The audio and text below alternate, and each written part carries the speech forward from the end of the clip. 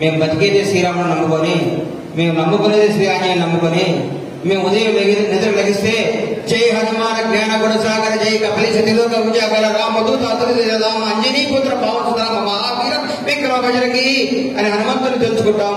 పొద్దున్నే అయ్యప్పని తెలుసుకుంటాం, పొద్దున్నే వెంకటేశ్వర స్వామి తెలుసుకుంటాం. ముస్లిం సోదరులు వస్తే నమస్కారం పెడతాం, క్రిస్టియన్ సోదరులను గౌరవిస్తాం, ప్రతి మతాన్ని గౌరవిస్తాం, ప్రతి ఒక్కరిని ఆదరిస్తాం.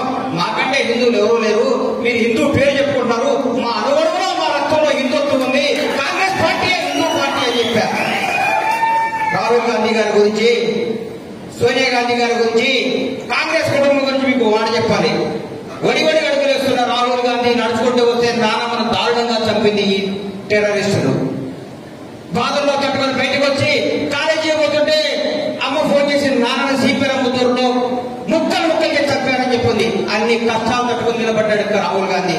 ఆ కుటుంబం కాంగ్రెస్ పార్టీ దేశానికి ఎంత సేవ చేసిందో మీకు తెలియదా? కాంగ్రెస్ పార్టీ దేశానికి ఎంత గెలవడిందో మీకు తెలీదా? ఎన్ని ప్రాజెక్టులు కట్టిందో మీకు తెలీదా? ఎంతమందిని ఆదుకుందో తెలీదా? భారతదేశానికి స్వాతంత్రం తీసుకొచ్చిన party Congress party, doctor Ambedkar ఆశయాలు నిలబెట్టిన పార్టీ కాంగ్రెస్ పార్టీ. భారతదేశంలో ప్రపంచ దేశంలో భారతదేశానికి పట్టాన్ని తీసిన పార్టీ కాంగ్రెస్ పార్టీ. అందరినీ సగౌరవంగా గౌరవించి అభిమానించి అందరినీ హక్కులు చేసుకున్న పార్టీ కాంగ్రెస్ పార్టీ. కాంగ్రెస్ పార్టీకి ఓటేయడం గర్వం, కాంగ్రెస్ పార్టీ కార్యకర్తలు చెప్పుకోవడం నిజాయితీ, నిర్భయంగా నేను కాంగ్రెస్ కార్యకర్తను అని చెప్పుకుంటా.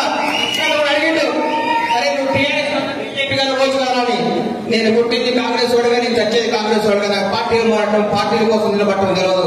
నేను రాజకీయాల్లో ఉంటే కాంగ్రెస్ లో ఉంటా, బయటికి పోతే పోతాయని చస్తే కూడా కాంగ్రెస్ రాలి. ఎందుకంటే ఈ మూడువందల రంగు పార్టీ కాంగ్రెస్ పార్టీ. కాంగ్రెస్ కార్యకర్త అని చెప్పుకునే 10 మంది నాకు ఏ గొప్ప పదవి వద్దని చెప్పిన. అట్లాగే మంది ఒక రాజకీయ నాయకుడు కావాల్సిన 3 లక్షలండి. ఆయన మీద ఆయనకు బాగా నమ్మకం ఉండాలి. ఆయన దగ్గరికి వచ్చే ప్రతి కార్యకర్త ఆయన నమ్మాలి. వచ్చిన ప్రతి కార్యకర్త ఆయన మర్యాద చెప్పాలి. ఈ రాష్ట్రంలో, ఈ తెలంగాణ ఆంధ్ర రాష్ట్రంలో నేను చూసిన క్యారెక్టర్, క్యాలిబర్, నిజాయితీ, నిబద్ధత, సంస్కారం, చదువు, మర్యాద, మంచితనం అన్ని పుణ్యాలు పుచ్చుకున్న దొడ్డిన చంద్రబాబు గారు చూస్తే నాకు అనుభవంగా ఉంటుంది. నిజంగా నేను చెప్తున్నా, మీ కొడుకు ఇప్పుడే అన్నవాళ్ళ ఊర్లో గుడికి పోతే దర్శనం చేసుకున్నా. ఇట్లా వచ్చా కదా దత్తాత్రేయ స్వామి చూద్దామని పోయినా. ఆ ఊరు జనం మీ తండ్రి గారి గురించి, మీ కుటుంబం గురించి వాళ్ళు మాట్లాడుతుంటే నా కళ్ళలో నీడొచ్చింది. ఇంత సేవ చేసిరా చంద్రబాబు గారు. మీ జీవితం, రాజకీయ జీవితం ఇప్పుడే ప్రారంభమైంది. నా దృష్టిలో మీరు భారతదేశం గర్వంగా చెప్పుకునే స్థాయిలో కూర్చుంటారని నేను సకాలంగా చెప్తున్నా. అలాగే పెద్దల వెంకటస్వామి గారు, ఇందిరమ్మ సమకాలికులు, ఇందిరాగాంధీ గారితో పనిచేశారు, మహానుభావులు. ఆయన ఎక్కడున్నా గర్వంగా ఉంది.